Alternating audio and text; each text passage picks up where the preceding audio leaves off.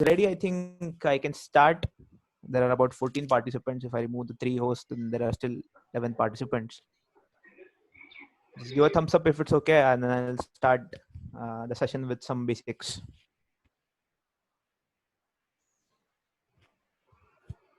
Okay, yeah. So I've got a good majority of thumbs up. The first topic that I'm starting with is forwards. Now I know the topic or the name of the topic is futures and options, but the origin of these concepts come from a concept known as forwards, right? So now what exactly are forwards? So I would like all of you to imagine a situation. Let's say there is a farmer, right, who is, let's say, growing carrots, and he is expected that in the coming 3 months he will be growing close to 100 tons of carrots, right? And let's say there is a trader from the APMC market who trades carrots. He'll buy from the farmers, he'll set it up in his local retail shop, and he'll sell it to the general public, right? Let's say the rate of carrots, or on the ongoing rate of carrots, even before the production has begun, or even before he can harvest 3 months after, is, let's say, right now somewhere going at 20 rupees, 20 rupees per kilo, let's say, right? So if someone is making 100 tons, so that means it's almost 20 lakh ka sale that is expecting after 3 months, right? But the catch here is, you don't know what the price will be 3 months later. 3 months later, the price can be 22 also, the price can be 18 also, the price can be 40 also, it can be 10 also. So the farmer is unsure as to what sale value is going to get in the market 3 months later. And even the retailer or the trader is not sure at what price he's going to get in the market 3 months later. He may also have some dedicated customers that buy exclusively from him. So he might even make some sort of a deal with his dedicated customers. Okay, 3 months later, I'll give it to you for 20 or 22. But if you make some such deal with this, let's say, customer, how will he ensure that he will get it at that price from the farmer 3 months later? So here we come into this concept known as the forwards, right? So the trader and the farmer will enter into a contract or an agreement. 3 months later, no matter what the price is, they both will enter a transaction at, let's say, 20 or 21 rupees. The farmer will say, I'll sell you 100 tons of carrots for 21 rupees. And the trader agrees to buy the same carrots for 21 rupees 3 months later per kilo, right? Now, let's say 3 months have passed. And now in the market, the price is at 30 rupees. So can any one of you through chat or through audio tell me what will be the transaction price? Will it be 21 lakhs, 20 lakhs, 30 lakhs, what? Anyone quickly?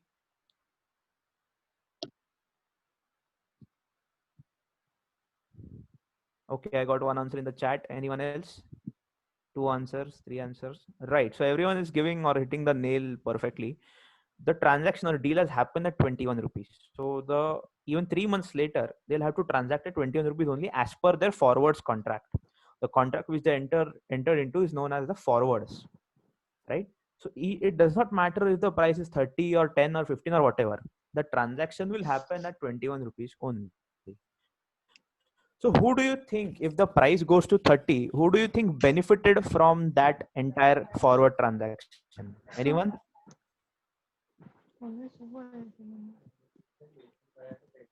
I got one answer, farmer. I got one answer, Okay. trader.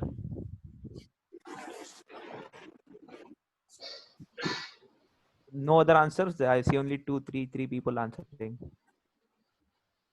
So I got one answer saying depends on current situation. I told you the current situation is the price in the market is 30 rupees and that trade happened at 21. Why I'm not keeping it white? Red won't look like an ID card. Someone seems to be not on ID. It will look like an ID card. That is what I'm telling. If you do that. So can you repeat the question? Okay, I just said that now the trade that has happened at 21, but the market price is at 30. Who do you think benefited from the trade? That is the question. So yeah, most of the people have answered correctly. The answer is trader. Why? Because had he not made that deal of buying the carrots at 21, he would have had to buy the carrots at 30 rupees. So I'm not saying an actual profit, but he has made a kind of a notional profit of 9 lakhs, right? Had he not made that trade, he would have had to buy it at 30 rupees. So the farmer here is somewhere at a notional loss, because had he not made the trade, he would have sold it for a higher value at 30 rupees. Now think opposite. Had the price been at 15, the farmer would have been at benefit, because if he would have not made the trade, he would have lost about 6 lakhs. And the reverse opposite situation is for the trader. So as all of you might have understood from the past 2 days, whenever a trade happens, one party benefits from it and one does not, right? 50% of the population is wrong whenever a trade is made. So these profit and losses are nothing but, you can say they are notional also, but had they not been made, those profit and losses would have been actual. So can anyone tell me an example where you have seen forward transactions happening? This answer is very easy. Foreign exchange? Perfectly said, Shivam. The forex markets, the bank, they are usually, that those transactions are usually happening in the banks, right?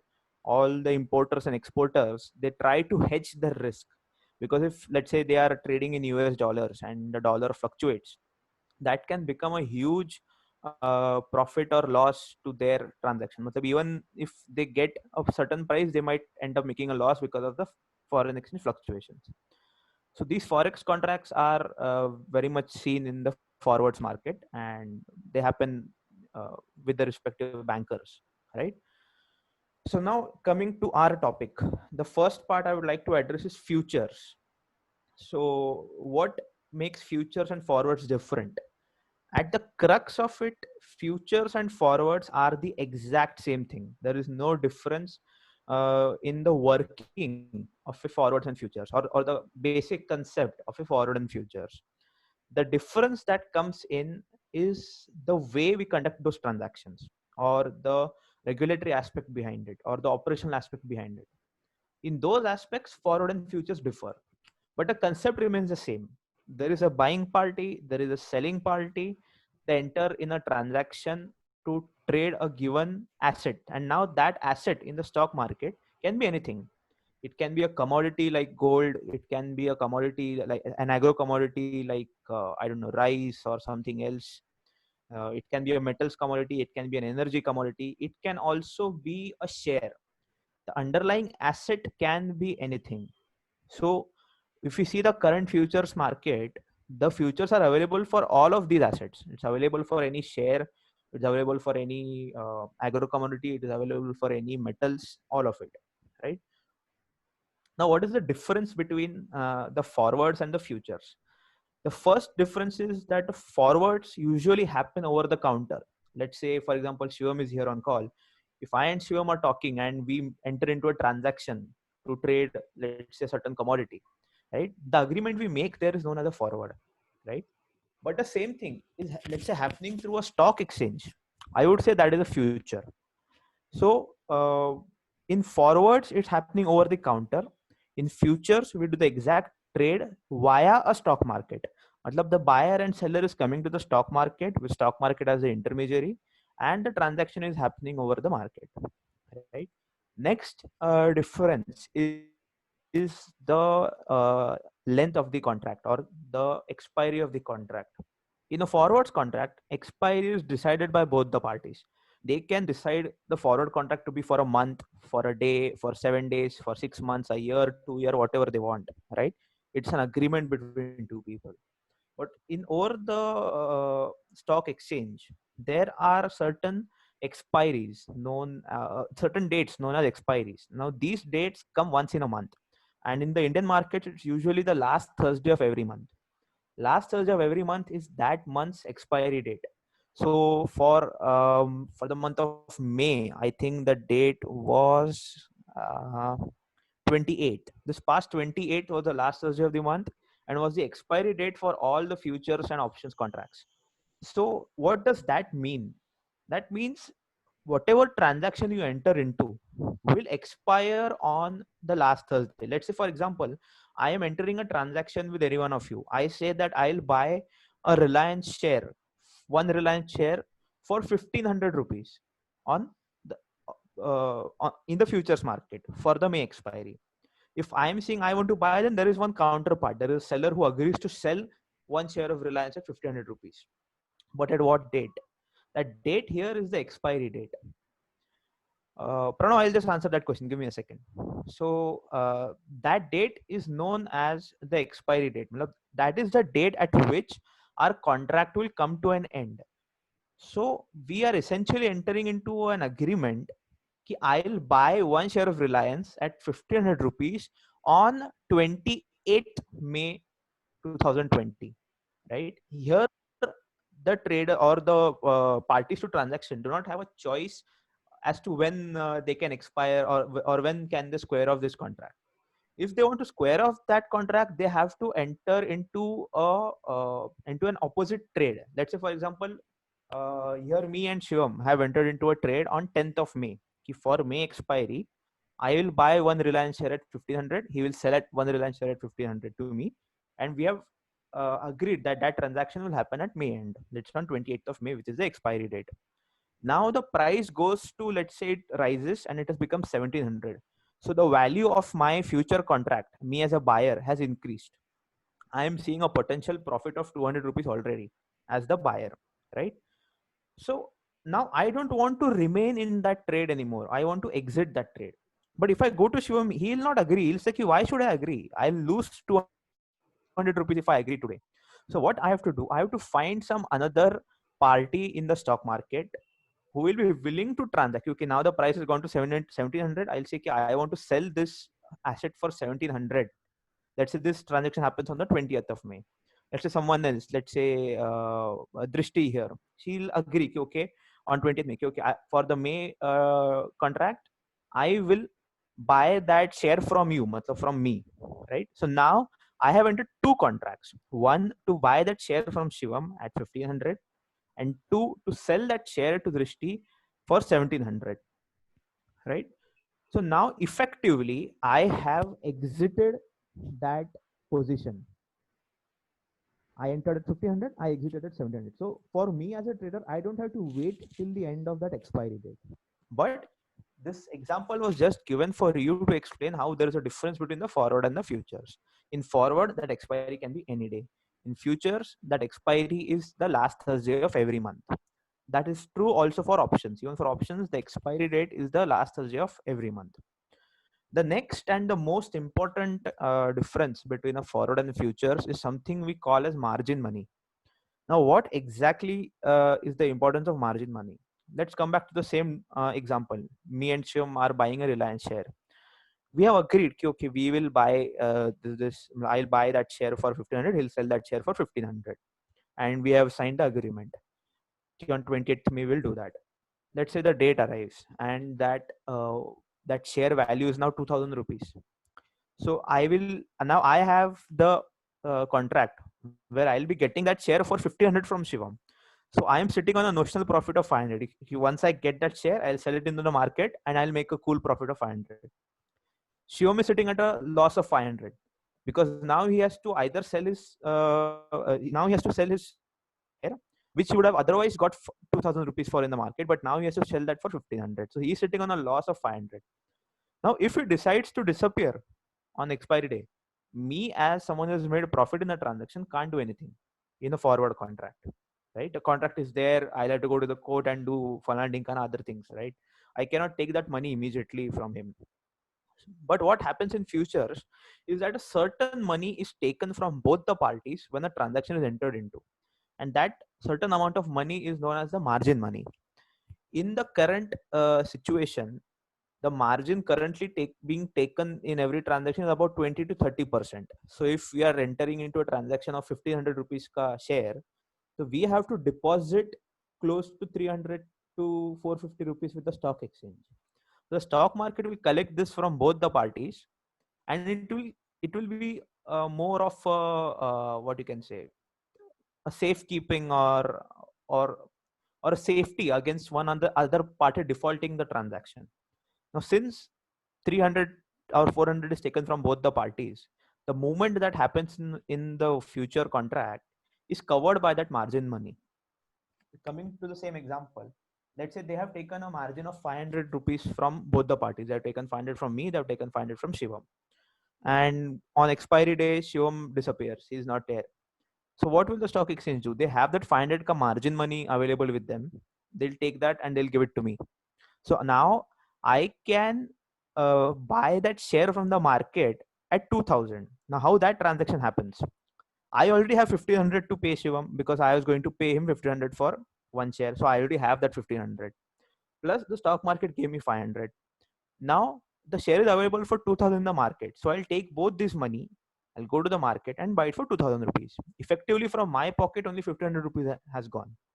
So this is how the concept behind it exists. Varun, to everyone, can you explain? Varun, I'll explain. I've just started. I'm just explaining the difference between forward and futures. So that is the concept of margin money that is being taken. The next, what if the price is more than what is? I'll come to that question, Pranav. The next aspect that I am going to tell you is of lot size. Now, what exactly entails in a lot size? If you are in a forward contract and you are trading over the counter, right? So you can trade for any amount of quantity. Let's say I am trading with any one of you. So I can decide to trade for one share, 10 shares, 100 shares, 500 shares, 317 shares, any quantity I want.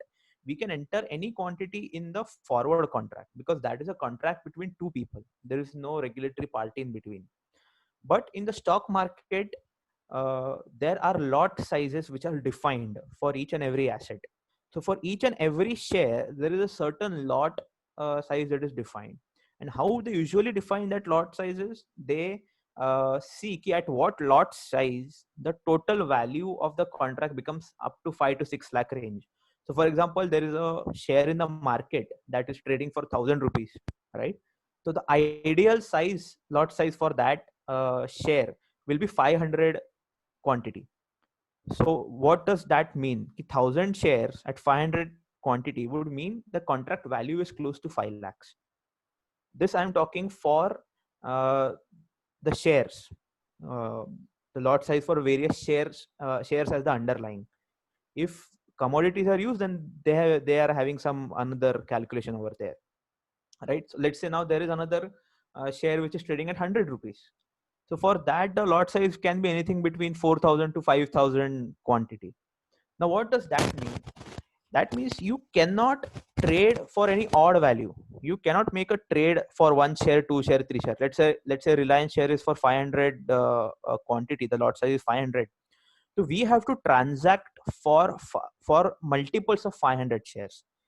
So if one contract is worth 500 shares, so you cannot enter a transaction for 510 shares, 501 shares. It will go in that arithmetic progression, 500, 1000, 1500, 2000. You'll have to trade in that size. So there is a lot size defined for a futures contract. There is no such lot size defined for a forward contract because it is a transaction between two people, right? uh, Now this lot size helps define the margin that will be collected from each and every person who enters into a transaction.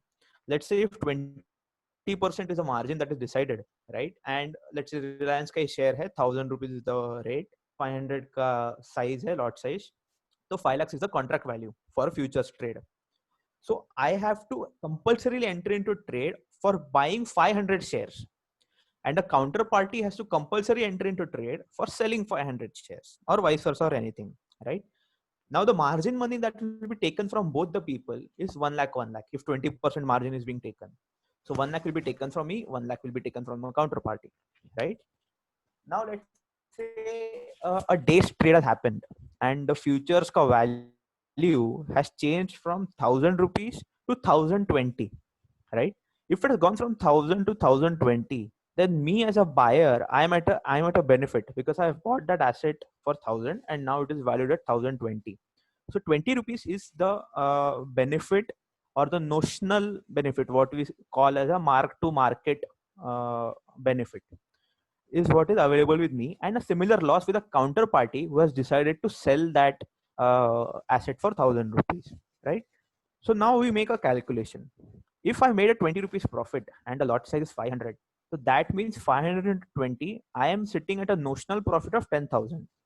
If I close that position today, or if I square off that position with some other party at 1,020, I will get 10,000 rupees as the profit, right? So what stock market does as a regulatory body is that they they add or deduct that mark to market profit or loss in our margin. I'll explain mathematically how that happens. Let's say I had given 1 lakh, one counterparty had given 1 lakh, and since this price has moved 20 in my favor, right? They will add 10,000 rupees to my margin. So the margin now that is deposited with the stock market is 1,10,000. And whoever decide to sell that share, his margin will be reduced by 10,000. So now he's holding 90,000 only as the margin. So if he decides to exit that position, whoever had decided to sell, he has incurred a loss of 20. If he decides to exit that position, he will exit with 90,000 margin after the reduction. So this addition and reduction of MTM, we call mark to market as the MTM profit or loss, happens on a daily basis, right? So Pranav, this will answer your question. What happens if the price is more than what the margin is? Because they do not do this addition or deletion on the square of day or the expiry day. They do this on a daily basis. Let's say after, at the end of day one, I am having 1,10,000 in my margin and the counterpart is having 90,000 in the margin. Let's say day two, the price moves to 1,050. So now 500 into 30, I have made another 15,000 profit. So now my margin will stand at 1,25,000. The counterparty's margin will stand at 75. So the market body has a limit. If the margin goes below that certain limit, a call is made to the counterparty. Okay, you need to replenish your margin.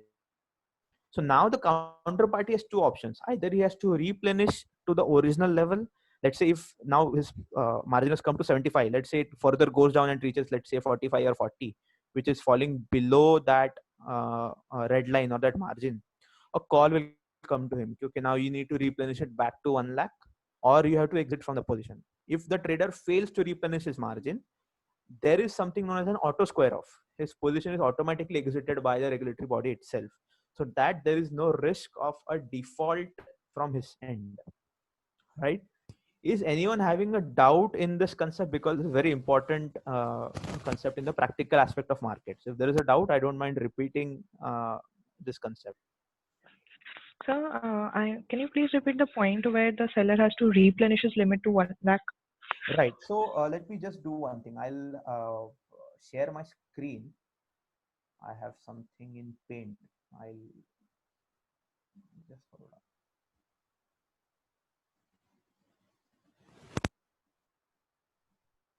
Let's say there is a buyer and there is a seller, right? We have made an agreement to enter for 1,000 rupees for 500 lots, right? And both have given a margin of 1 lakh, 1 lakh, right? Day one, this share went to 1,020. So as a buyer, I have made 500 to 20, 10K profit. So 10K gets added to my margin and 10K gets deducted from the seller's margin,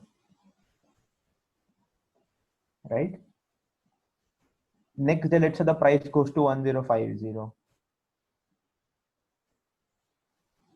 Now 15K has got added to my margin. 15K has got reduced from his margin.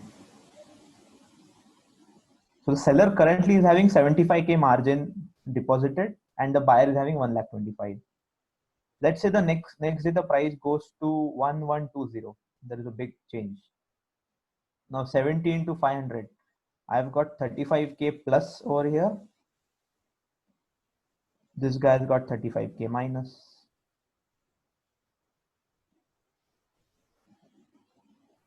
Right? So the seller right now is having only 40,000 as the margin pending with the stock market because of this mark to markets. The buyer, on the other hand, is sitting on 1,60,000, right? And let's say the red line is at 50,000. If your margin goes below 50,000, you have to replenish. Now, since 40K has gone below that 50,000 limit, the seller will be asked to deposit a further 60,000. He will be asked to replenish it back to this minimum, to this minimum 1 lakh level. So he has to deposit 60,000 again if he wants to remain in that position, or he wants to remain invested into that position. If he does not replenish it back to 1 lakh, his position will be auto squared off at 1120, and he'll have to come out compulsory with a loss of 60,000. If he replenishes, he'll be allowed to continue. Now let's say after day one, when at day one it was at 1020, and next day the price went back to 1010. Now what will happen in this case? The buyer has lost 10 rupees. Now the mark price is 1020 instead of 1000, because here they have already added and removed the margin. If it comes back to 1010, this guy will lose 5K, 500 into 10 rupees.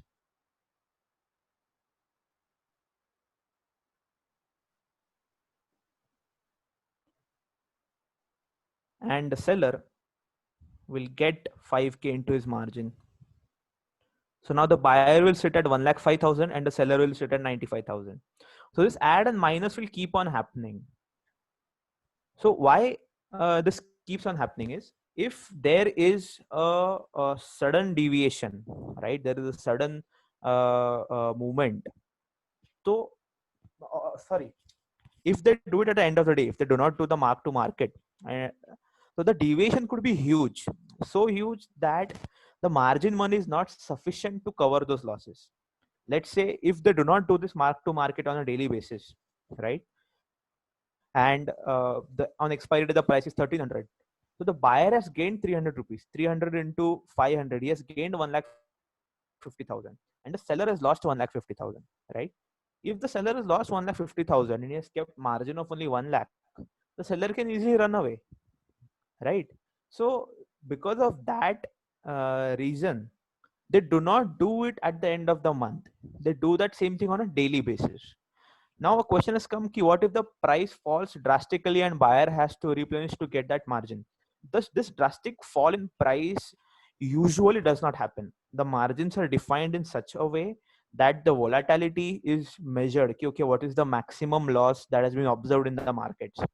And accordingly, they fix upon those prices. So a case where drastically overnight 20%, 30% has changed happens on a very rare basis, right? Or it happens like once in many years. So even though conceptually or theoretically your question is correct, practically that does not happen. Overnight there is a drastic change and there is a loss of mark to market.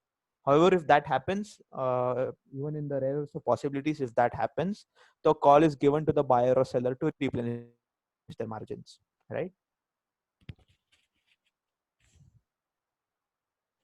Right. So Pranav, when the seller wants to exit at loss, what happens with the margin is that whatever margin is remaining in his account, that he will get it back. For example, he has deposited 1 lakh margin and the loss is 20,000.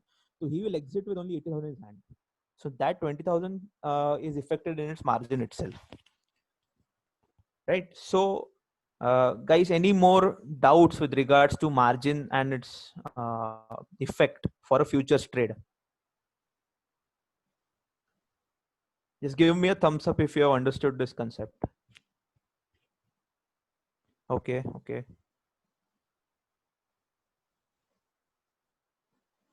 Right. So I've got only like 50% of them. Anyhow, if there is a doubt, you can anytime ask me in the chat. So that is another difference between a forward and future. There is no margin in forwards and there is a margin in futures. So broadly, these are the differences between the forwards and futures market. The last difference is very important for you to understand. In forwards market, usually the trade happens for the trade of the underlying asset also. Now, what does that mean? The carrot example. The farmer actually physically wants to give that 100-ton carrot to the trader, and the trader actually physically wants that 100-ton carrot, right? That exactly what happens in the forwards market also. Let's say there is a forex transaction. The importer or exporter actually wants those dollars in exchange for rupees, right? Physically, he needs that underlying asset. In futures, there is no exchange of that physical commodity, right?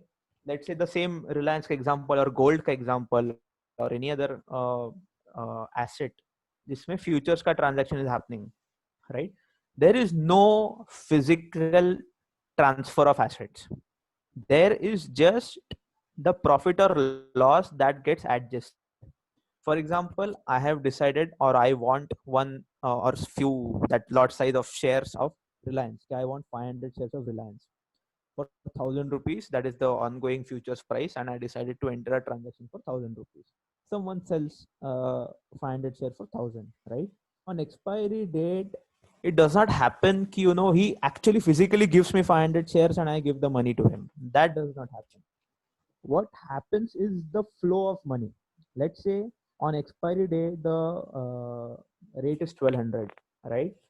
So what happens is I am now sitting at a notional profit of 200 or a profit of 200. What the seller will do, since he's sitting at 200 loss, he will come and give that 200 rupees to me, right? I will take those 200. I will take whatever 1,000 rupees I have with me to buy that share. And using that 1,200, I'll buy it from the open market, right? Effectively, I'm giving 1,000 rupees only because 200 is given by the seller party who had entered a futures transaction with me, right? What happens on the seller side? He was going to sell that share to me at 1,000, but he goes into the open market and sells it at 1,200, a higher rate.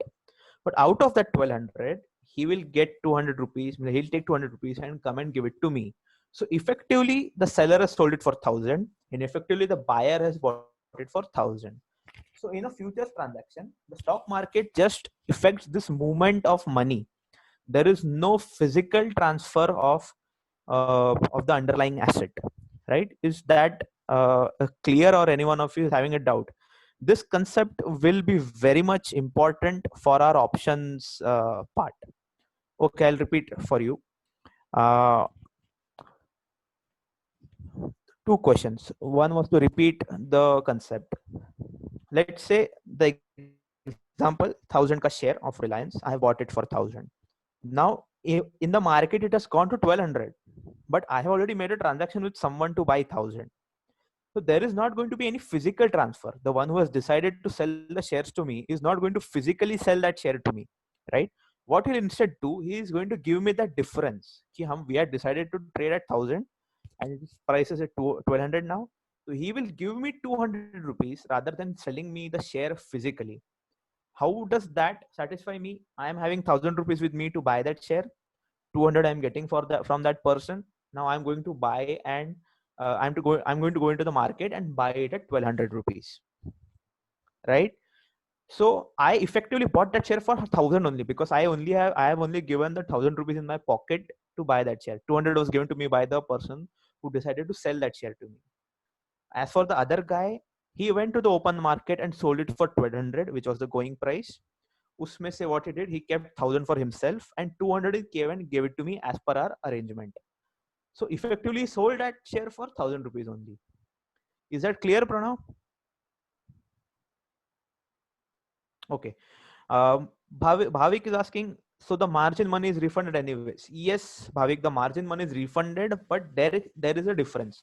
If you made a profit, so there is a higher margin that will get refunded to you than what you have paid in the market. If there is a loss, a lower margin will get refunded to you if because the loss amount will be deducted from your margin. The margin is nothing but a safety or an assurance that even if you run away, we are having a margin money to settle the trade. That is why the margin money is collected. So when the transaction ends, the margin money is refunded based on after adding or deducting whatever profit or loss you have made.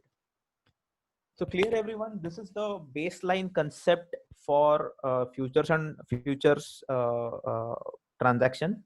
It is derived from the forward contract. Is everyone clear with the concept of forwards and futures? Why I am asking again and again, because options ka concept depends on the base understanding of these forward and futures ka concept. Right? Okay, so a good enough thumbs up. So I think Radhika was having a doubt because she was raising her hand in between. Radhika, can you ask your question again? Doubt got cleared. You explain it again now. My doubt got cleared. Okay, sure. Pranav is asking, means when loss is there, it's adjusted against margin. Yes, Pranav, you are correct. And that is adjusted on a daily basis. Yes, margin acts like a collateral. The profit and loss are added accordingly, but on a daily basis. Right. So now we go to the magical world of options. Options, I would say, in truth, is a really magical world. People have made tons of money in it. People have gone crazy in it. Yours truly is one of them. I have been researching options for the past 7 years now. I started when I was 19. I'm 26 today. 7 years I've been researching options. It is a very deep field. It's a never-ending field, and there are endless strategies that one can make in it. But I would not be bombarding the strategies on you. I will be explaining the basics of options to all of you. So yeah, I hope all of you are excited. We'll begin with options. Imagine the future transaction again, where I am a buyer. I have entered the market to buy, let's say, one Reliance share for 1,000 rupees. Someone is willing to sell that one share for 1,000 rupees. Now, as per our futures, let's say if the price goes to 1,200, I'll be making a profit of 200. Goes to 1,500, I'll be making a profit of 500. Let's say it goes to 800. So me as a buyer, I'll be making a loss of 200, so on and so forth, right? So whatever the price movements happen, the exact profit and loss is something that I will be making in it. If it goes down, let's say 1,000 ka 500 ho gaya, so I'll be losing 500 rupees if I'm entering into a futures contract, right? Now, options as a concept, before I start explaining, imagine of this situation. I have decided to buy a Reliance share for 1,000. If it goes to 1,500, I will get 500 ka payoff, right? But if, let's say, it goes below 1,000, let's say it goes to 950, it goes to 900, it goes to 850, 800, I don't have to pay a single penny from my pocket. So that is the concept of options. I am going to share the profits only. I will not share the losses. Options is like an insurance contract, right? If it goes in a profitable area, I'll take the profits.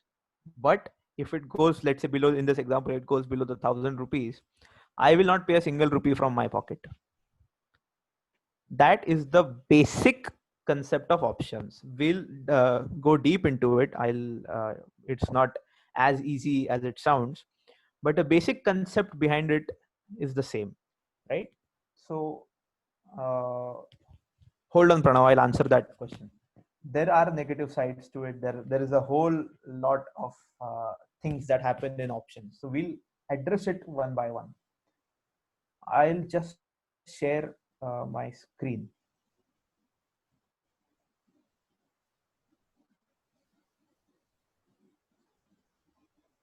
Right? Can all of you see my screen? Shivam, is my screen visible? Yes, it's visible.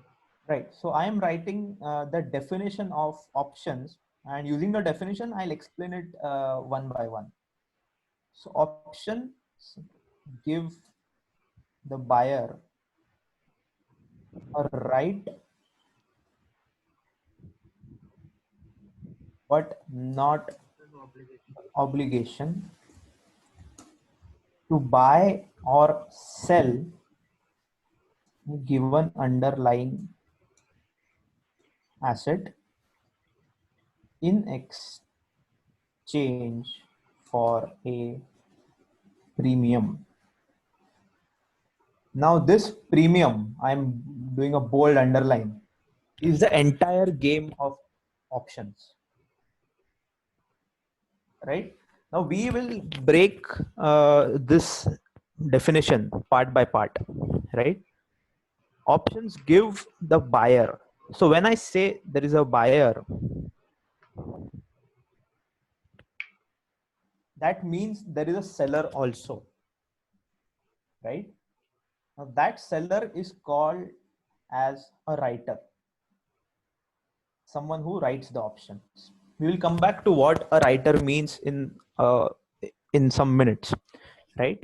Options give the buyer a right, but not the obligation. So another uh, difference or another partition over here. So as I said, uh, you can buy if it goes above 1000, 1100 jata hai, 1200 jata hai, you will be able to enjoy the profits, right? If it goes to 1100, you will be taking 100 rupees from the seller. If it goes to 1200, you will be taking 200 rupees from the seller, so on and so forth. But if it goes to 900, you don't have to pay anything to the seller, right? Why this means, what this means is, if it goes to a profitable direction, you have the right to exercise those options. Now why is it called as options? Because you are given a choice. Do you want to exercise your right or not? Now think logically. When would you want to exercise your right? When you are in profits, right?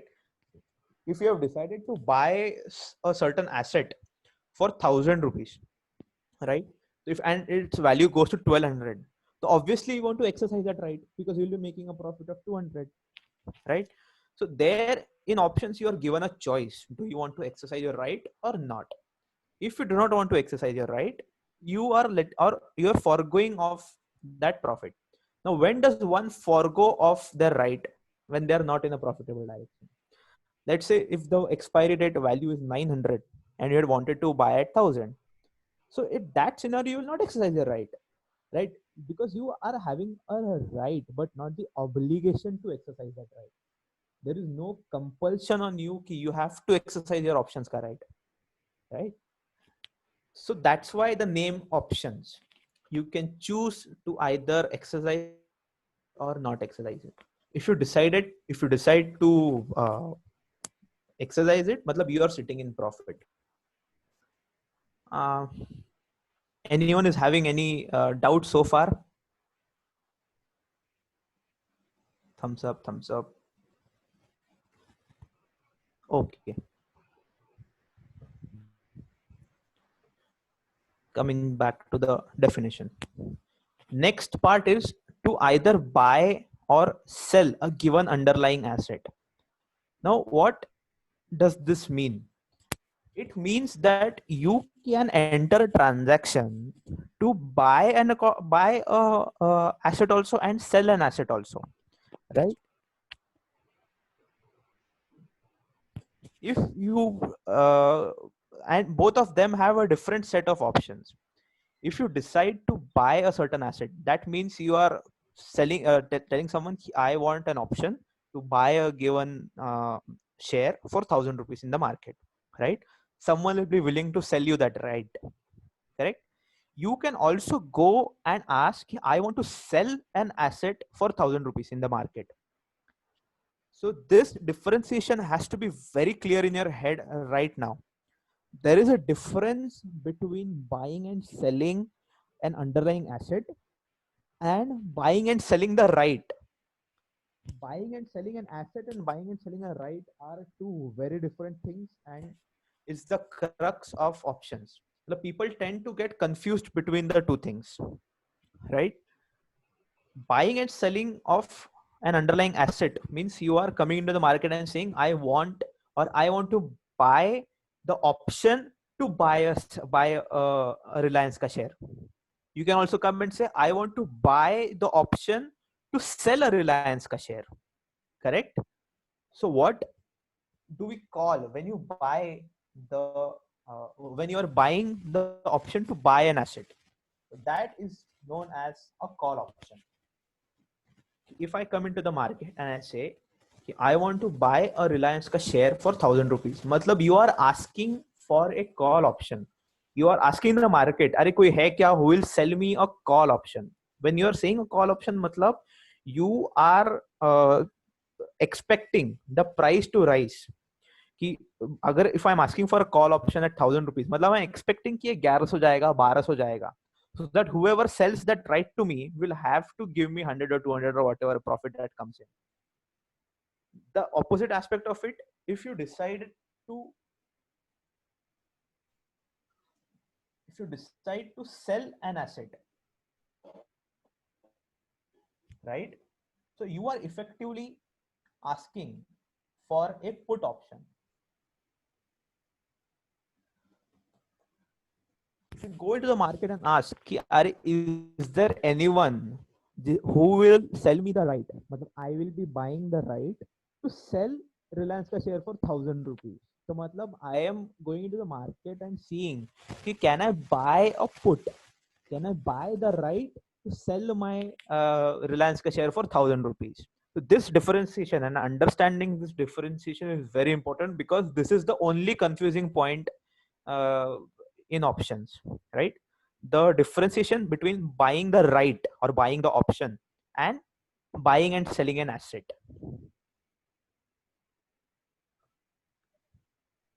Anyone is having any doubts? So I have stopped the screen sharing. Anyone doubt between this differentiation? Can you repeat the point? Okay, I'll repeat. Are there any more doubts? Anyone is having any question mark right now? I'm asking twice because this is a very important concept, or a very important concept. Hi, I have a doubt. So Yeah. in these call and put options, there must be someone, buyer seller out there who's agreeing to buy or sell my. Varun, Your voice is not clear. yeah, Varun, your voice is not clear. Sorry, now you can hear me. Yeah. My question is that this call and put option, that there must be some buyer or seller out there who's willing to buy or sell my underlying asset. That's what those options mean, right? I mean, Right, exactly. But they are not going to enter into a transaction to buy or sell that asset directly. There will be someone who is willing to enter into the transaction for buying or selling that right. The option to buy or the option to sell, wo jo right hai, there is someone willing to transact into that instrument of option, right? Rather than the direct transaction of buying or selling your share. Right. Understood? I'll be coming to what we call the one who is selling right. Buying right and buying asset difference. Can you explain it more clearly? Okay. How do I explain? Okay, let's say Varun, Pranav, you and me are the two counterparties here, right? And you come to me and say, Atharva, I want to buy an option where for 1,000 rupees, Reliance ka share, I will buy from you at 1,000 rupees. And I'll be telling you, okay, I'll sell you the right to buy Reliance ka share at 1,000 rupees from you. No obligation, right? So, matlab, if it goes to 1,200, you will come to me, Atharva, I am now exercising my right.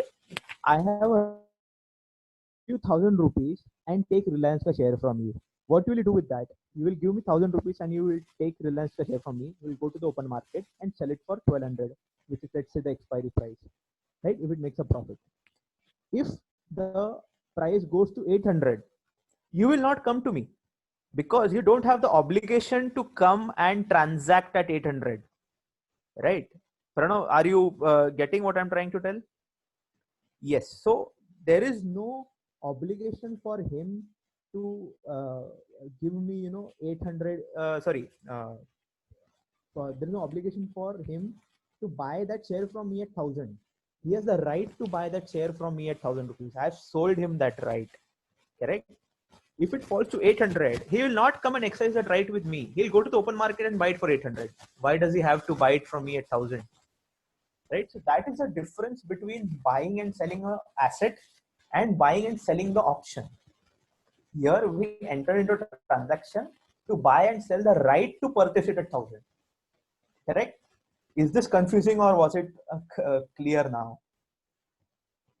Bhavik had asked the question, in put, do we expect the price to fall? Yes. So in put, if I'm expecting the price to fall, now it is at 1000 and it will go to 800. I'll come in the market and ask, okay, is anyone willing to sell Reliance ka share to me at 1000 rupees? Right? Someone will come and say, okay, I'm willing to sell you that right. So here I have bought a put option. If the price goes below 1000, I'll exercise that put option and sell it for 1000 rupees. And I'll go into the market and let's say वो market में 800 हो गया price, so I'll go and buy it at 800. Here is, let us not study call and put at the same time because it will become confusing. Let us right now focus only on the call options. Right? Once call options becomes clear to you, put option is nothing but the exact opposite of it. Right? Let us right now focus on call options. Call options mein, as I discussed, ka share hai, someone is asking for a right and someone is selling that right. So at expiry day, we'll see the price. The one who has bought the right to 1000, अगर वो share 1500 पे जाता है, तो मतलब they would exercise the option and take 500 rupees as the profit. If they have decided to buy at 1000, or they have bought the right to buy at 1000, and the price goes down to let's say 800, they will not exercise that right. They would simply go into the open market and purchase it for 800 rather than exercising the right to buy at 1000 rupees. Clear, everyone? Or have I confused all of you more? Just give me a thumbs up if it is clear to you. Okay. If there are doubts, you can come back to me. So now all of you must be having a question ki, who would be crazy enough to sell the right? Because the one who is selling the right, there is no potential upside कि अगर सामने वाले को profit हो गया, so yes Tejas, you are right. There are two aspects: forwards contract with the right but not the obligation. Right, Jani, welcome to that. So the seller here, why would anyone be crazy to give someone that right कि हाँ बाबा जाएगा तो तुम मेरे से ले लो, कम हुआ तो मैं तेरे को मांगने को नहीं आऊंगा कुछ भी? Why would someone do that? The answer is as simple as, let's say, an insurance company, right? Insurance company में let's say they are insuring your 10 lakhs कि अगर accident हो गया तो वो 10 lakh I'll give it to you तुमको replenish करने के लिए, or whatever calculations. उसके सामने what is the premium they collect? They collect 8,000, 10,000 as the premium. Why? Because for the insurance company, they are running a probability कि अगर 1 लाख लोगों ने कार इंश्योर किया तो उसमें 1000 लोग का ही एक्सीडेंट होना है, and accordingly they have decided some premiums. So do not have insurance at the back of your mind, but have the premium का concept at the back of your mind. When I come into the market and say कि अरे कोई मेरे को right बेचेगा क्या, right? Can someone sell me a right? मतलब I will be buying a right to buy a Reliance का share at 1000. When I'm asking a right and someone comes and say कि हाँ मैं तेरे को right बेचूंगा, I'll sell you the right. Here are options to buy this. तो वो free में तो नहीं होगा.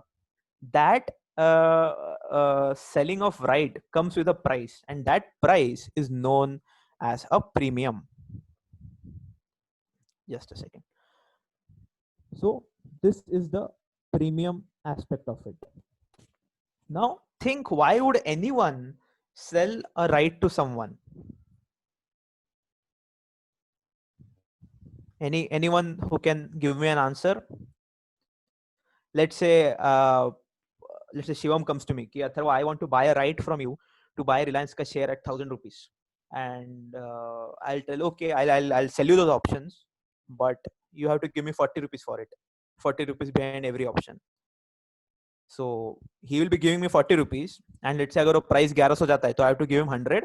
अगर 900 जाता है तो we don't have to pass any money. I'll just have only 40 rupees with me. So मतलब if it goes below the 1000 rupees, my maximum profit is 40. But if it goes above 1000 rupees, my loss can be limitless. Why would anyone enter into such a transaction? Any answers? You can type in the chat or talk through the audio.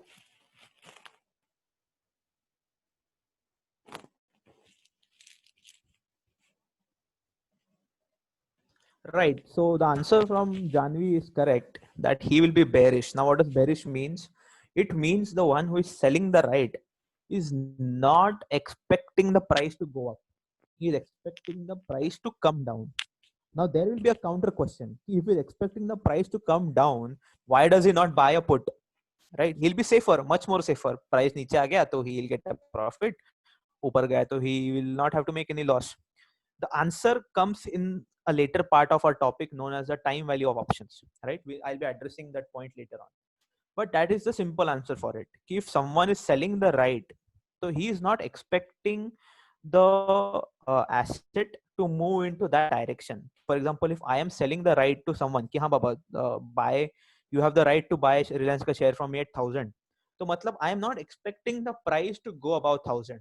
I am expecting the price will come below 1,000 so that I will pocket the entire 40 rupees ka premium and the guy will not get anything. So that is the mindset behind the options writer, right? To better explain this, okay, there is one more thing I need to teach you before I can show you something known as an option chain. In our definition, there is one part that I did not write, and that is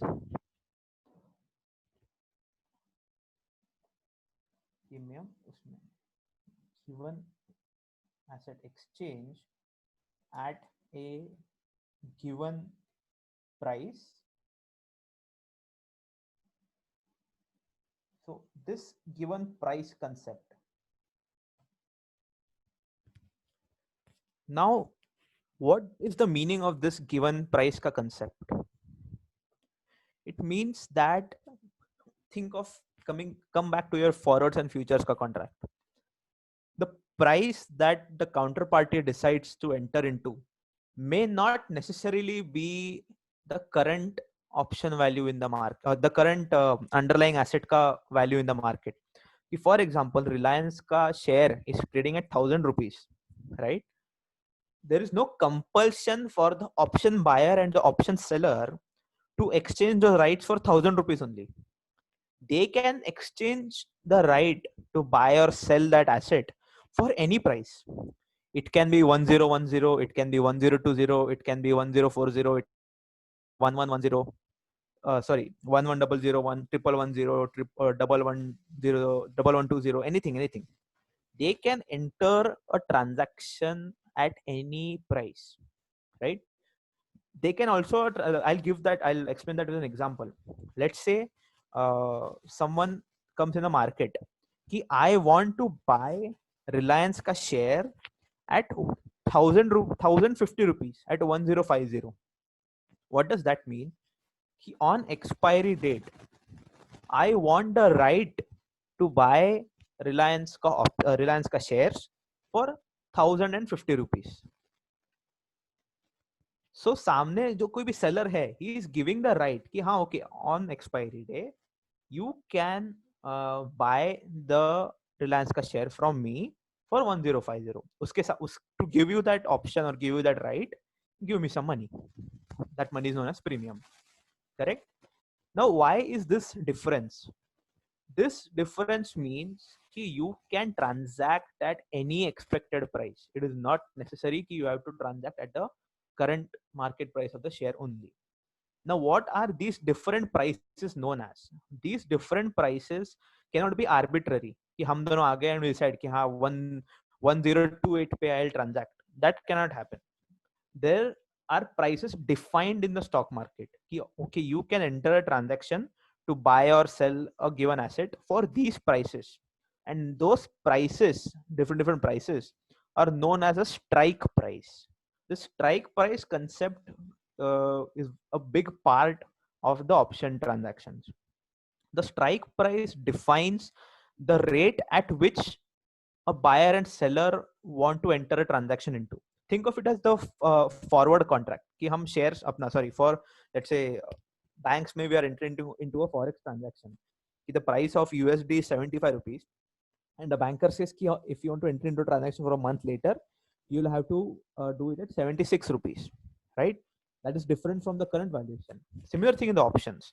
If let's say Reliance का 1,000 rupees पे चल रहा है, you can still enter into transaction for 1060, 1050, 1080.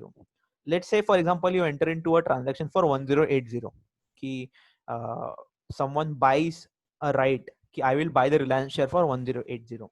Uske liye I'm giving, let's say, 5 rupees premium, and someone sells ki theek hai, at 1080 I'll sell you the Reliance ka share, and the current price going on is 1000 rupees only, correct?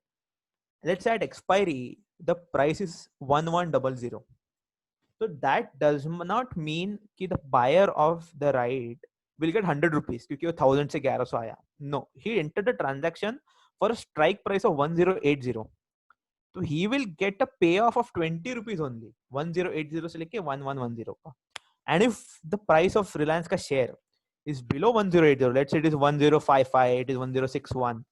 So वो case में there is nothing. He will not enter into the transaction. He does not have the obligation to buy it at 1080. He will let go of his right. Clear to everyone? Can I ask an example? So the buyer has to pay no. Buyer has to pay only the premium aspect.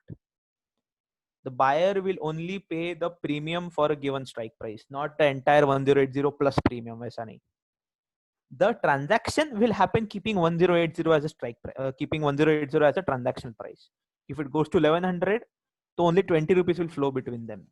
1080 ke niche rahega, so there will be no flow of money in between them, right? That will be the only difference. Is it clear to everyone? Okay. Next, I wanted to show all of you practically how it happens in the stock market. So I have something known as the option chain. I'll be sharing the screen with all of you. Can you all see this? This is for Nifty. Nifty on closure on Friday closed at 9580 rupees, right? Now, if you see there on the left side, we have the calls and all its transactions, and here there are all the puts, and in between there is strike price. Now I will not let you linger here. Let's go down somewhere here, right? Now the price is at 9550. Let's say what the price was, I forgot to see. The price was 9580. Okay, now have a look here. Here you can transact for, let's say, 9800 ka strike price also, 9900 ka strike price also, 9950 ka strike price also. What does this mean? I would like all of you to focus on these aspects, the call side aspect. Right now, don't focus on the puts prices. Have a look over here. Now the last traded price for all the different strike prices are given over here, right? So let's say if you want the right to buy a Nifty ka share at, let's say, 9800 rupees on the expiry day, right? So you will have to pay a premium of 23 rupees. If you pay 23 rupees, you will have the right to buy Nifty at 9800. Now, when will you buy Nifty? If it goes to 10,000, so you will be able to claim 200 over here. If it goes to 9840, you will be able to claim 40 rupees over here. If it goes to 9810, you'll be able to claim 10 rupees over there. So if you are transacting for 9800 strike price, so anything above that, you will be able to claim from the option seller. And for you to have the right to claim that money from the option seller, you have to pay him 23 rupees today, right? If the price remains below 9800, 9750, 9700, you will not get any profit, but you don't have to pay anything from your pocket either. Let's say in 9580 it goes to 9200. You don't have to pay anything from your pocket. If this was a future contract, you'll have to pay 300 rupees to him. But in this example, you do not have to give any money if it remains before 9800. Different scenario. Let's say if you want to buy an option of 9700, you want the option to buy Nifty for 9700 rupees. So in that scenario, you will have to pay 42 rupees to someone who is willing to sell that option to you. if you go to 9,600, you will have to pay the person 72 rupees to give you that option. मतलब if 9,600 के ऊपर जाता है price, so you will be able to claim that money from the option seller. Is this concept easier to understand right now? Are you all understanding what I just told? Just give me a thumbs up if you did. Okay. Yes, premiums are always paid upfront. Atharva? Yeah. Yeah, so these premiums they are always fixed by the sellers of these options. They can charge whatever price of these premiums, maybe 20, 30, 40, jo bhi ho. It's totally up to them, or think of it as buying or selling a share. Now, in the previous 2 days, you have sat and you would have understood how the prices of a share fluctuate. It Right. happens due to demand and supply. right. If there are more people demanding it, the price will go up. If there are more people selling it, the price will go down. Right. Exact same thing in options. If there are more buyers of options, the price of options will go up. If there are more sellers of options, the price of options will keep on going down. It's all demand and supply. It is not controlled by any one given party. Okay. No, but I have another question. So let's say the strike price was agreed at 9,800. Yeah. Now in the expiry, let's say it goes up to 9,900. Right. So the buyer will pocket that 100 rupees. Yes. It's Yes. the profit. And he would have to pay that 9,800. He'll have to pay to the seller, right? At the day of the expiry. No. The one who has sold that right will give 100 rupees from his pocket. The one who has bought that right will get that 100 rupees. So sorry, say that again. Say that again. The one who has bought the right to buy lift at 9,800 Yeah. will get that 100 rupees. Okay. The one who has sold the right Uh-huh. for 9,800 will have to give 100 rupees from his pocket.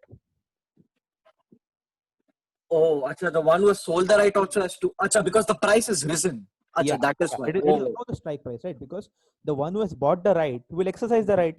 Okay, Right. I have the right. I want to exercise. I want to buy for 9,800. Right. So that 100 rupees will have to be given by the option seller to the option buyer. But Right. that is the payoff. Mhm. That is a payoff. The Mhm. net profit or loss will include the premium component. Premium once paid is not refundable.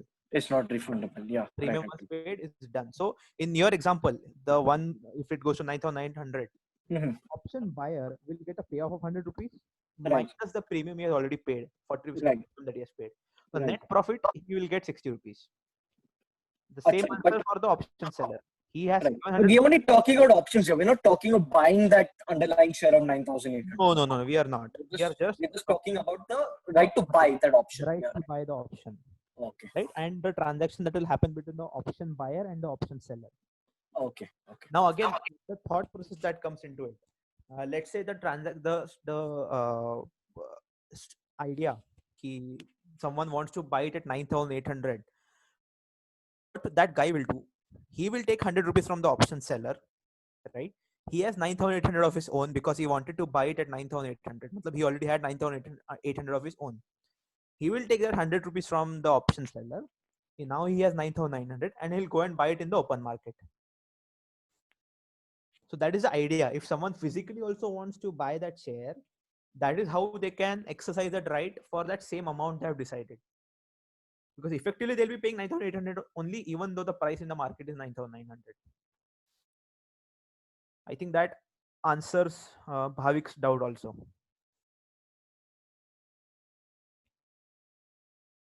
Right. So guys, any doubt in this explanation or in the basic concept over here?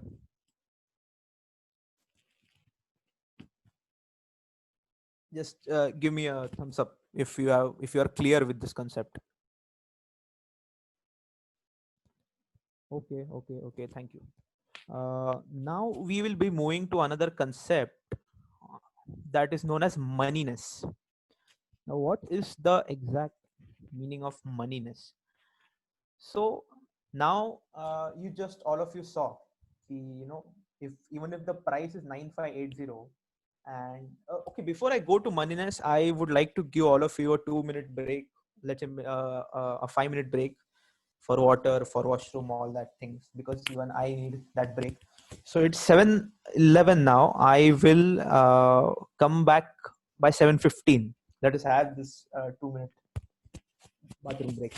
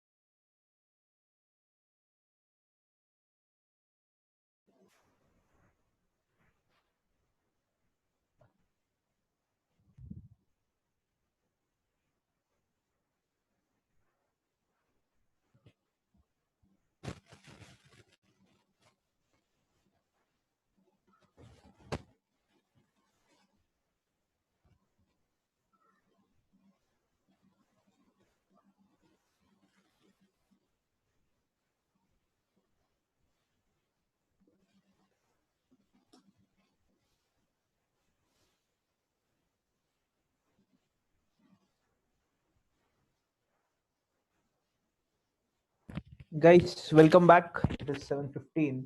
So if all of you are here, let us go ahead to the next topic. Just give me a thumbs up if all of you have come back.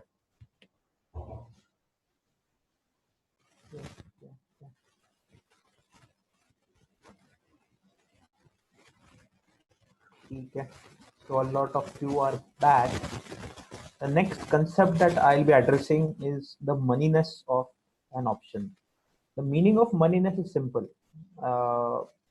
Here to examine the moneyness, we simply see the underlying value of an asset and the various strike prices where we want to enter into the transaction. So coming back to the Nifty example, now Nifty as on date, the underlying value of Nifty is 9580, right?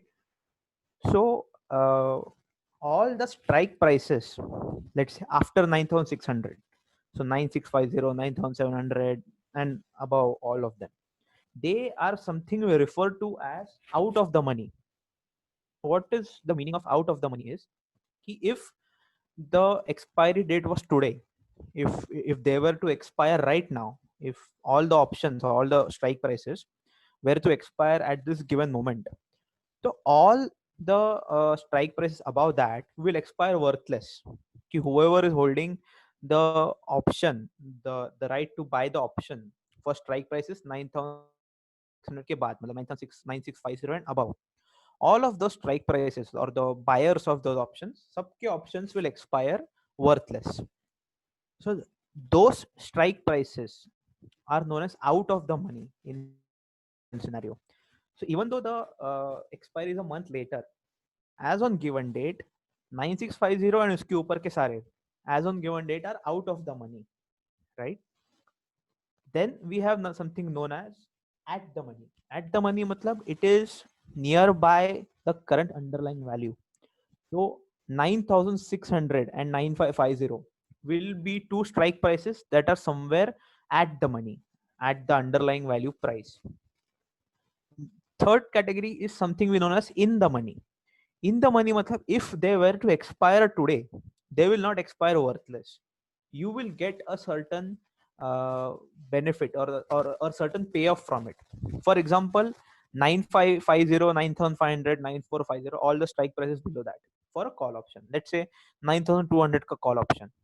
If today was expiry and 9580 is the underlying value, so for someone who is holding or someone who has bought the 9200 strike price, they will get a profit of 380 rupees, right? So matlab, on expiry they will get some money out of it.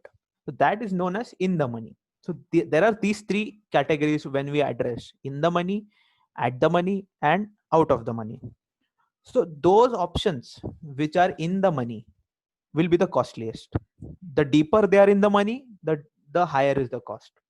By what do I mean deeper? Matlab, their strike prices are really far away from the underlying price. Ki someone, let's say 7000 ka strike price will be much more costlier than let's say 9300 ka strike price. Now why that happens is a simple reason. If today the options were to expire, someone holding the 7000 ka strike price will get 2580 rupees, 2580 rupees behind every option, and the one holding 9300 will get 280 rupees as the payoff, right? So that's why the deeper the strike price or deeper an option is in the money, higher will be the premium for it, right? Think of it logically. If you are a seller and you have to sell, let's say 9000 ka strike price when the underlying value is 9580, you will not sell that below 580. Minimum 580 you will charge, because if the options were to expire today, you would have to pay 580 from the pocket. Thinking from a seller point of view or a writer point of view. If you want to sell someone a right, you would definitely not sell that below 580 rupees. It will be 580 rupees some plus additional premium, right? So that's why the deeper in the money, the higher is the premium. Then as we go from in the money to out of the money, the premium keeps on reducing. Same thing is applicable for put options, but in reverse. So that is something like a homework for all of you. Right now, I have told all of you to focus on the call option, because put option is the exact reverse of it. So coming back, deeper in the money, more is the premium. And as we move towards out of the money, so it will be, the premium will be lesser. So yes, I'll show you on screen the in the money options.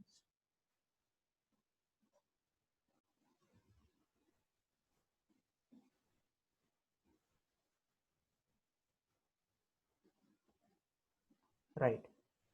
Now, when 9580 is the current underlying value, so in that scenario, 9550, 9500, all these options, 9550 se upar leke, all of them are in the money. That's why they have been given this particular color.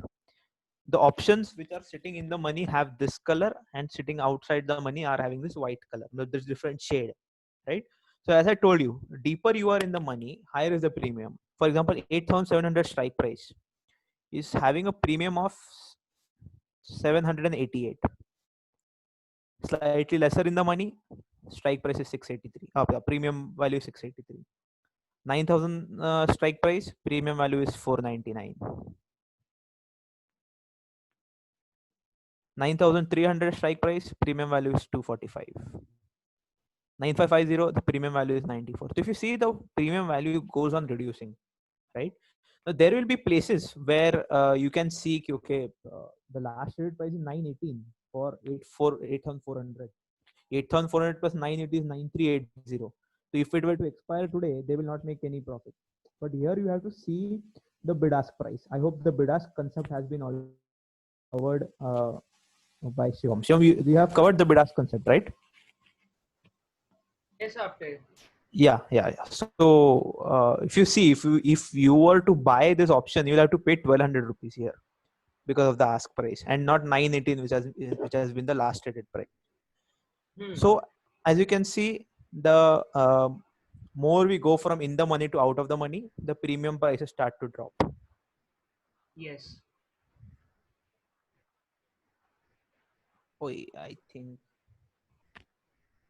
I clicked the wrong. Yeah. So if you were to go to, let's say, 10,000 strike price, the premium value is only 6 rupees. So that was in the money and out of the money options. But how can they be so sure that options will be in the money? It is not on expiry day, Pranav. The in the money thing is not on expiry day. They're talking about as on day. As on day, the options are in the money. As of the given moment, they are in the money. As and when the prices move, the moneyness will change, right? So that was the concept here: in the money, at the money, and out of the money. Using that concept, we come to the final concept of our day, that is time value. Now, if you see the premiums, right, you would have observed that there is a given value to every option. There is a certain given value. Now, what does that value depend on, right? I would like to take all of you back to the screen here, right? Let's say if we are seeing this 7,500, 9,500 ka option, right? For 9,500, just a second.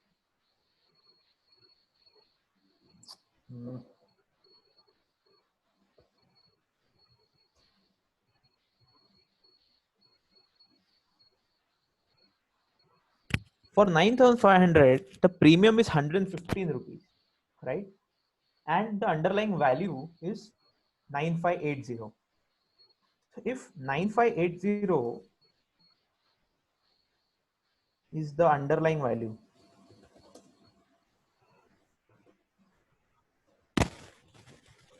and strike price is 9,500, the option price is 115 rupees. So if the options were to expire today, the amount that the option buyer will get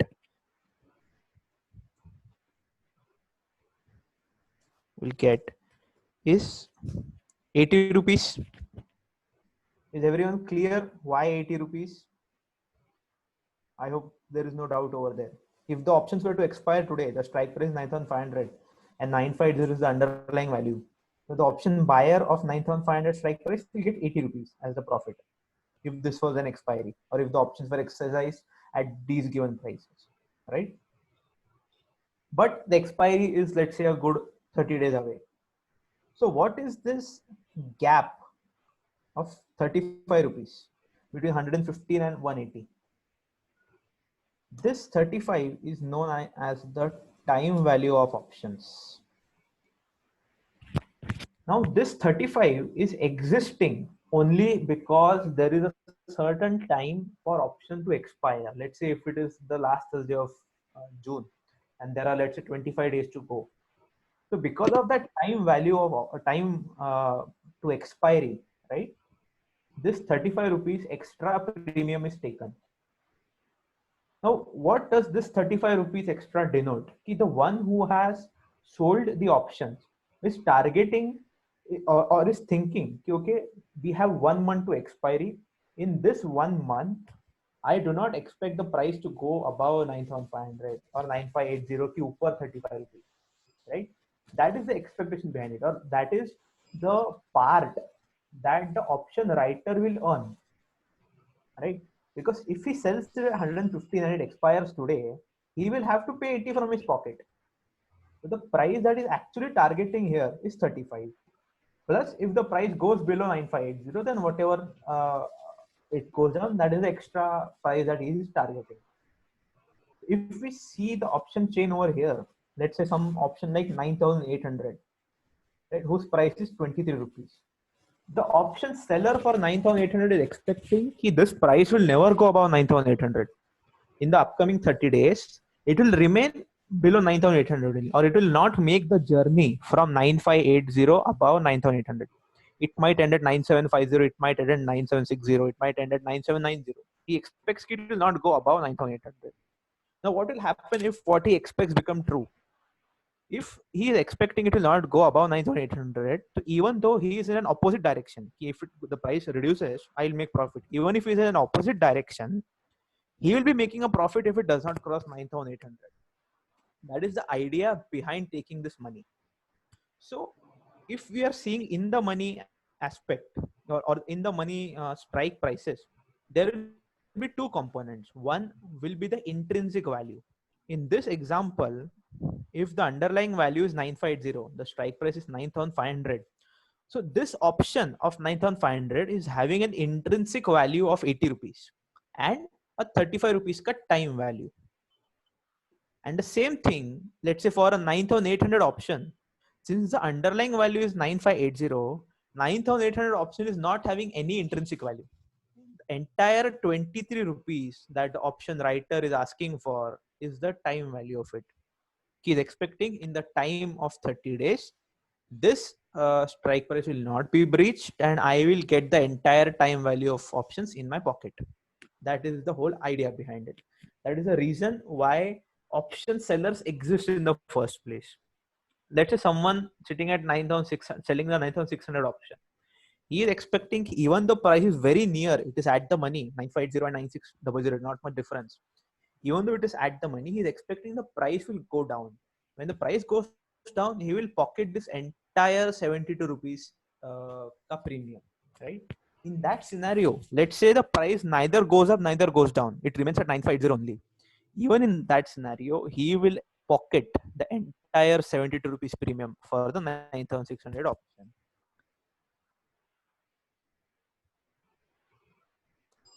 So, any doubt over here? The meaning of intrinsic value and the meaning of Sarva? Yeah, but the premium you'll also will still pocket if that price. I mean, if it increases above 9,600. You have to repeat. I was not very clear. Sorry, now you can hear me? Yeah. Yeah, but he will still pocket the entire premium even if the price rises above 9,600. Right. But if the price rises above 9,600, let's say 9,800, he has sold at 23 rupees. If it goes to 9,900, he'll have to give out 100 rupees. He'll end up making a loss, right? Right. Yeah, the loss which becomes the profit of the buyer of that option. Right. So money will be okay. Yeah, so That is whatever his loss will be after deducting the margin, whatever that he is the loss that he will incur if the price rises. Exactly. Okay. So that is the whole idea behind it. He does not. Nobody wants a loss, right? So what the risk he is taking in order to earn that 23 rupees is that the price will rise way beyond 9,800. That is the risk that is taking to earn that 23 rupees. Clear? So guys, with the moneyness concept, I have explained all the basic concepts that entail in options, and there are tons of strategies that one can make, keeping futures and maybe having two different options combination, having a combination of futures and options, having any other combination. So the people and buying or selling an option can either be a trader or they can also be someone who is hedging a certain contract. I'll just give one small example. Let's say Reliance ka price, right? Reliance ka share. I want to buy that Reliance ka share at 1,000. I go to the market, I buy it at 1,000, right? I am expecting that the price is going to go up. It will go 1,200, it will go 1,300, whatever. But I am scared. What if it comes below 1,000? So I will go and buy a put option of 1,000 ka strike price. If the price goes below 1,000, my put option will cover my losses. Let's say if the price goes to 800, I'll make a minus 200 loss in my share value, but my put option will give me that 200 rupees. And the only loss I'll make is the premium that I have to give to get that option. 1,000 strike price का option लेने के लिए जो premium I'm paying, that is the only loss I'll make, and I'll have potentially limitless upside. So using a combination of options, using a combination of shares and options, using a combination of futures and options, there are a lot many strategies that can be made. I just gave you one example of a strategy. Pranav is asking a question. Is there any situation where premium is refunded? No, Pranav, there is no situation where a premium is refunded. There can be a profit or loss depending on whatever the ending price is. But once premium is given and the option is given, the option does not go back and the premium is not refunded. That is a one-way transaction. So with the explanation of moneyness, we have reached to an end of our seminar today from my end. So I'm open for questions. The question that has come is, the put option and call options can nullify for any loss incurred. They can, but then when you're buying those options, you're paying a premium, right? The premium, if it is not recovered, or if the movement of the underlying does not recover the premium that you have paid, you'll still end up making a loss, right? Before I end the theoretical part of the session and before we move on to full-fledged question answer, I would like to share an interesting data with you. Now, all of you must think, okay, it is much more or it makes much more common sense to be an option buyer, right? You are having limitless profitability and a limited loss. The loss is limited to the premium that you are paying, right? That is a general understanding all of us have. But statistics tell us that 90% of options expire worthless. Matlab 90% of trades that happen on options expire worthless. Matlab they never enter the in the money phase. Matlab they are not exercised because they are not in the money. Why that happens is because most of the option buyers go for buying out of the money options with an idea, okay, I am getting that for very cheap. It will cross that threshold and I'll make multiple times profit. Okay, let's say now 9,000 or let's say 10,000 ka strike price for Nifty was available at 6 rupees. An option buyer will think, okay, it will go to 11,000. I would have paid 6 rupees, but I'll make 1,000 rupees profit. But in reality, and the number of people who enter in that trade is much higher than the people who enter at the money or in the money trades, right? So because of that reason, on expiry, it does not cross the given strike price, and 90% of the options expire worthless. So Bhavik, I'll address that question in a while. So that is just an interesting statistic that I wanted to share with you. So when it is expiring worthless, that means 90% of the option sellers are pocketing the premium that they are getting from the market. One last point, if you want to buy an option in the open market, you just have to pay the premium. There is no other margin that you need to pay. The reason is the maximum loss that you can make is the premium that you are paying. Let's say 6 rupees is the 10,000 के strike price का premium and 75 का lot है. मतलब you effectively pay 450 rupees as the option margin to buy that 10,000 ka option. So 450 mein you can buy that option. But if you are an option seller, right, you need to pay a margin which is equal to the futures ka margin. So that calculation will be different. Let's say if you want to sell an option and let's say 10,000 ka strike price ka option you want to sell, and right now the underlying price is 950, 75 ka lot. मतलब वो lot का value is somewhere around 7 lakhs के आसपास. उसका 20% margin, मतलब 1,40,000 का margin has to be given to the stock exchange. 17 or 20% margin, 1,40,000 margin has to be given. उसके सामने the premium an option seller gets is 6 rupees or 450 rupees for 75 का lot. तो मतलब 1,40,000 का margin रखो and you'll get 450 rupees. So option seller does not have a free hand to blindly keep on selling options. They have to pay a margin behind every lot that they sell.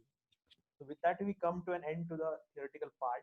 I'm open to questions. The first question is from Bhavik. In order to determine the price fluctuation for futures and options, since the possessor is, we need to keep an everyday update of the company's financial activity. I would slightly differ from that, because आपके voice low है. Sorry, better now? Yeah. It's better. Yeah. The question is, we need to keep an everyday update of company's financial activities. I would slightly differ from that thinking, because an option buyer or seller are traders. They are greatly concerned with the underlying value and the strike price and the option ka premium, that those prices that are going on, right? When will they concern themselves with the company ka financial activities is, let's say the option is the underlying value is going to fluctuate a lot. Let's say there is a company ka result coming in, quarterly result aa raha hai. So that day the price of the underlying or the price of the share is going to fluctuate a lot. So at that day, maybe you will have to have an update of the company financial activities. Okay, is a good result expected or a bad result expected? Good result expected, so you might go for buying an option. Good result aaya, the price has gone up, and your call option has made money. So in that scenario, you will have to have an update of the company financial activities. Mostly, you will have to be concerned with the price fluctuations, right? Is that okay, Bhavik? Then is your first question ka answer okay with you? Just give me a thumbs up.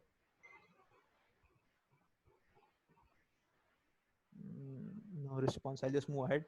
Next question from Pranav is. He's told yes. मतलब उसका first question का answer was answered. Okay. Next is from Pranav. So it's market sentiments that drive options, not directly but indirectly. Market sentiments drive the prices of the underlying. The underlying share hai, let's say Reliance hai, Tata hai, whatever share. Market sentiments will drive the underlying value of that asset, and wo asset se your option ka value will fluctuate. So not directly but indirectly, market sentiments will drive the option ka values. Next question is from Bhavik. How does the company benefit from this in terms of share value?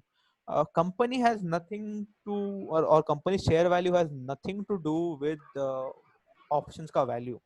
Options is just an instrument that is being provided by the regulatory authorities to trade in, to use it to hedge your positions. The company share value is not affected by options.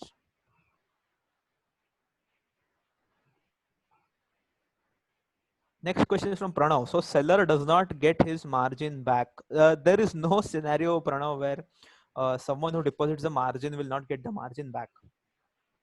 As long as you have not made a complete loss of that, a loss of the value of margins, you are going to get your margin back.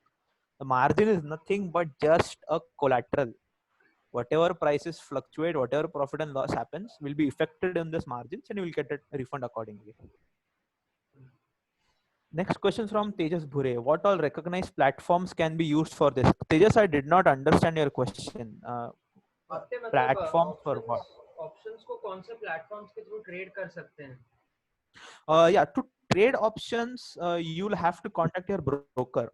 Now, I'm sure those who are investing in the stock market will already have a broker of their own. So the way you buy and sell your shares, is the same way you buy and sell your options. The option का prices that you saw on that screen I showed you is dynamic. मतलब जैसे ही market खुलेगा, तो along with the change in underlying value, options का भी price change होता रहता है. It is just like a share.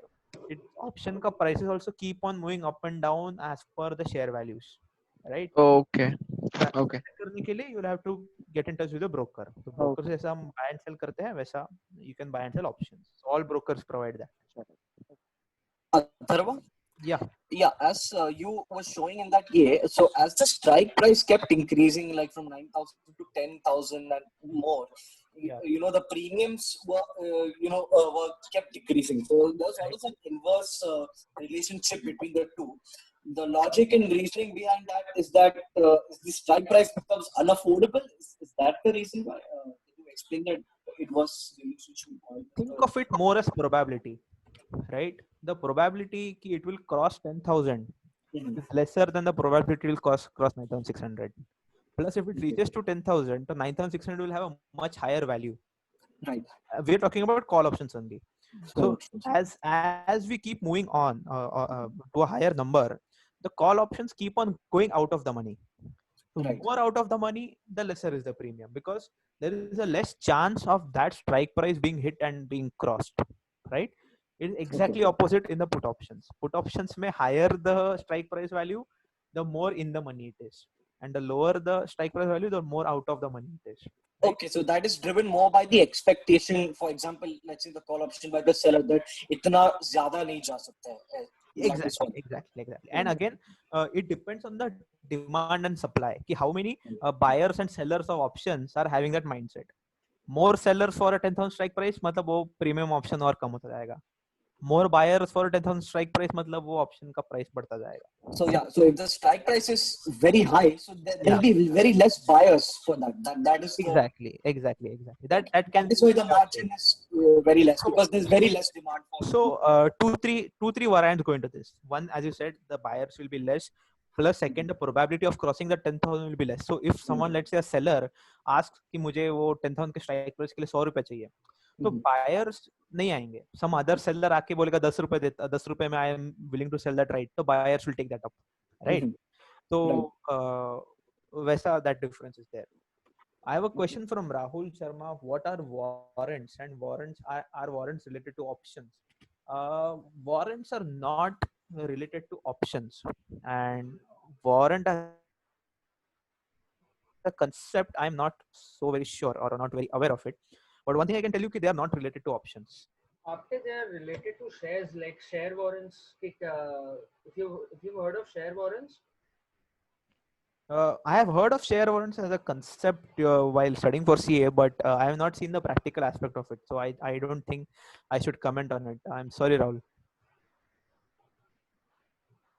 Next is from Anagha. What is the frequency of premium payment? I mean, is it daily, monthly? Another question is it not even fixed, right? The answer to that is premium payment is only a one-time thing. Okay, let's say 9,800 is a value, let's say 23 rupees. If I pay 23 rupees, I get that option. I have to pay only once. I don't have to keep on paying them again and again. एक बार पे किया, one lot के लिए I am having options. If I want a second lot, okay, I have to pay again. And that time, whatever the price changes happened, I'll have to pay at a changed price. So it is not daily or monthly, it is one time. Think of it as buying a share, as simple as buying a share. If you're buying an option, if you want to buy one option, so you pay that once. If you want to buy two lots, you pay that twice. As simple as that. It is not something that you have to pay on a daily or a monthly basis. It is a one-time transaction that will end with the strike price. Another question, is it not even fixed? Yes, the premium for an option is not fixed. It will fluctuate with the underlying price. Let's say now we saw the example, 9,800 ka strike price had 23 rupees as the premium and the underlying value is 9,580. Let's say tomorrow on market open, that value, that underlying value goes to 9,700. So in that scenario, 23 ka option will also have risen in price. It would have gone to maybe 30 rupees or 35 rupees, right? So if you want to exit at that moment, you can exit at 35 rupees. Matlab, it would have been you have bought the option for 23, you have sold it for 35, you made a cool profit of 12 rupees. behind every option, and you have exited the trade. So the premium is not fixed. It keeps on fluctuating depending on the underlying price, and that happens whole day from the market in the market hours from 9:15 to 3:30. That fluctuation happens.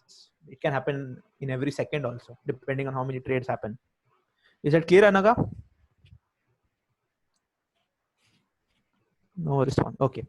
Next question. Can you explain again the time value of option? That is 35 rupees example.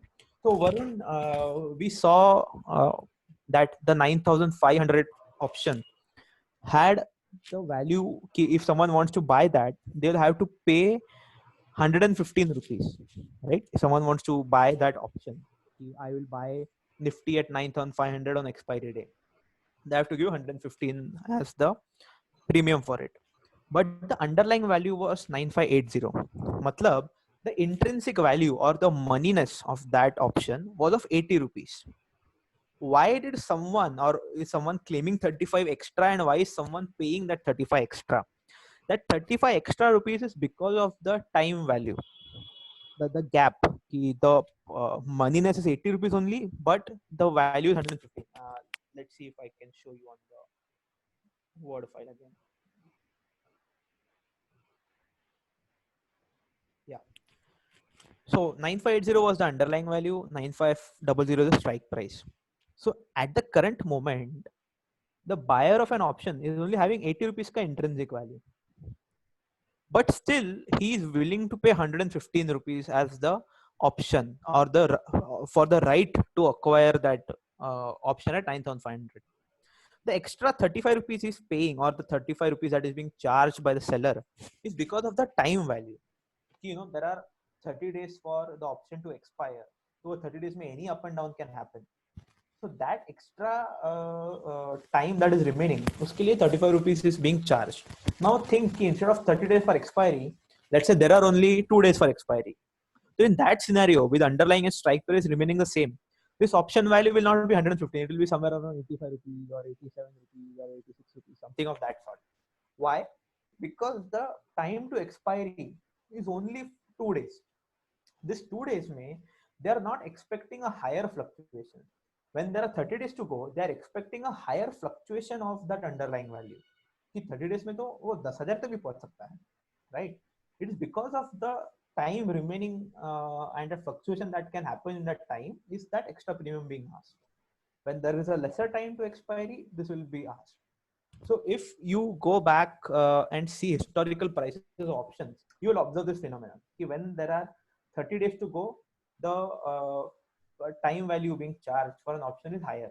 When there are, let's say, 1 or 2 days to go, the time value being charged is considerably lower compared to what it was 30 days ago, right? You can go and have a look. You can test this theory out. Any other questions? I have not received any other questions. Instead of typing, you can just even ask it through audio.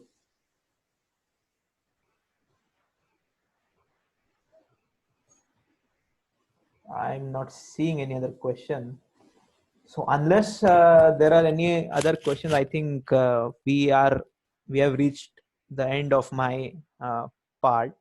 What I'll do is I'm just sharing my number here in chat. If you have any doubts, any queries, if you're going to test or try out this option price and anything, okay, I think I just made one. Just a second. If you're going to try out options in the upcoming days and you come across some other doubts and you need help in that, so feel free to call me or drop me a text on WhatsApp. This number is available on WhatsApp.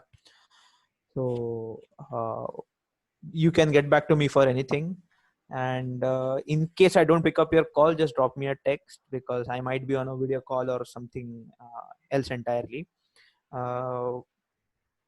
One more thing I was going to tell, yeah, in case you WhatsApp me, just give me a reference also. How have you come? How are you getting in touch with me? Because I have taken this seminar for a few other people. So there should not be a confusion at my end. So in case if you drop a text, to give me a reference that you attended this seminar of being bullish, and from here you know me, and this is what you have learned from me, right? So that is about it. Thank you so much. I hope it has been informative, it has been educative, and you will make good use of it. Akshay, So thank you so much, thank you so yaar, much.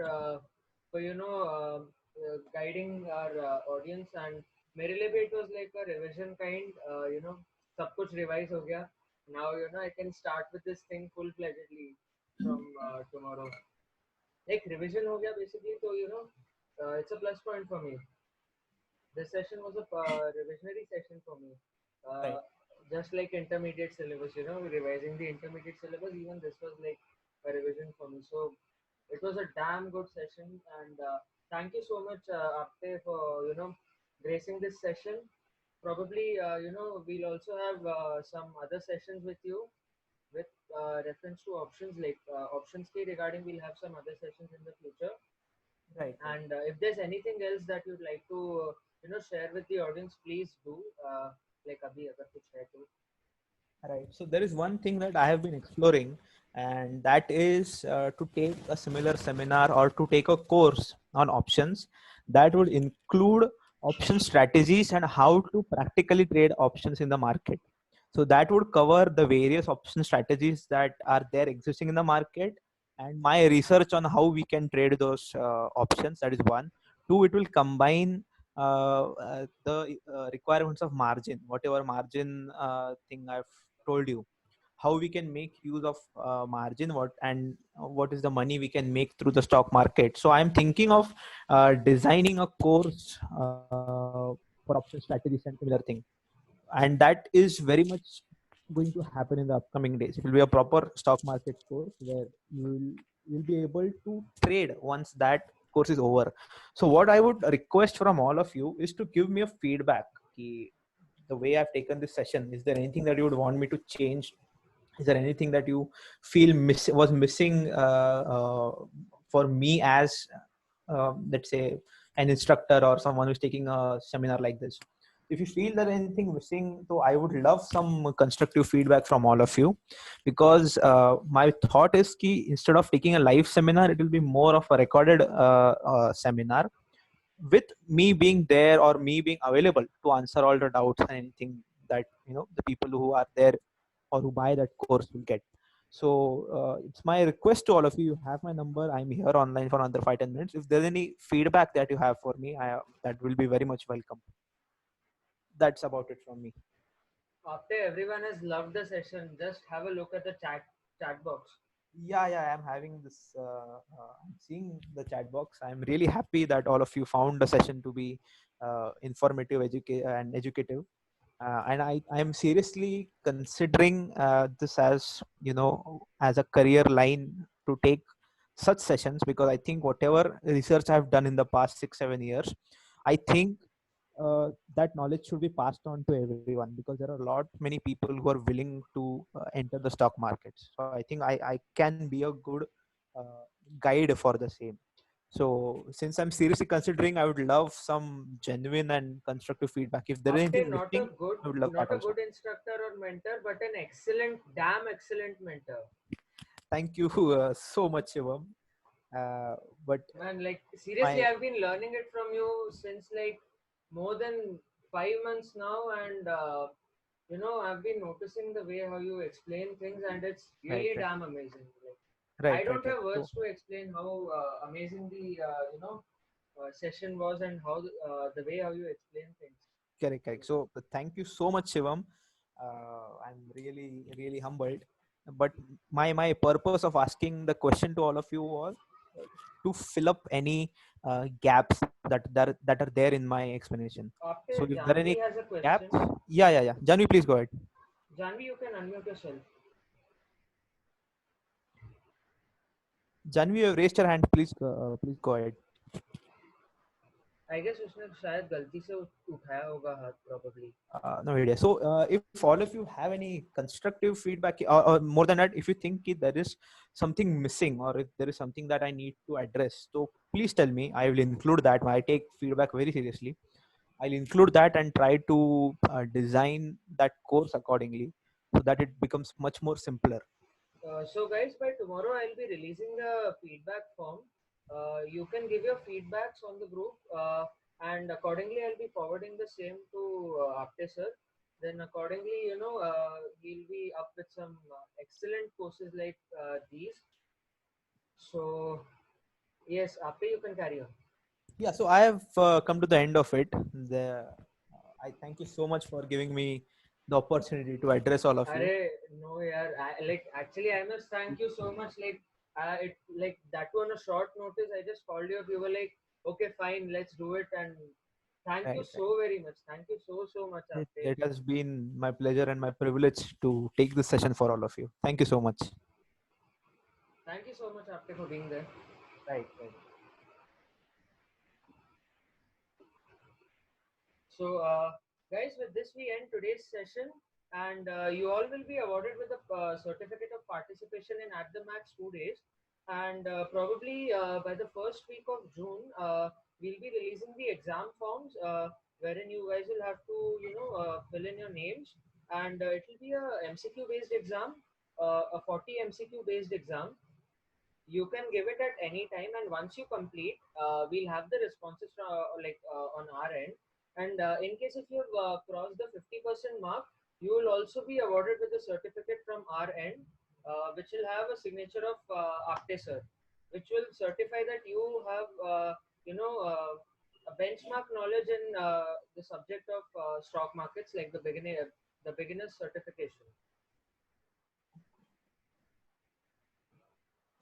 So with this, I conclude this session, and thank you so much, Atharva, for being there and guiding our lovely audience.